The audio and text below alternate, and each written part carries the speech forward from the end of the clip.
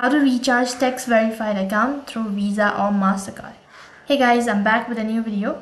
In today's video, I'll be showing you how to recharge Textverified account using your Visa or MasterCard. So then to begin with, first thing first, check your internet connection and then open up a web browser of your choice. After you open up a browser on the web address bar, type in textverified.com/login. So first of all, you need to log in into your account. For that, enter in your email address and then the password and click on the login button.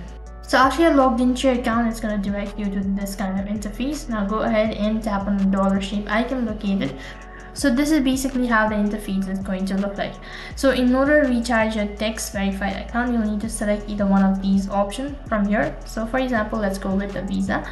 And you can just go ahead and select the amount or choose an account. So for now, I'm just gonna pick a random account.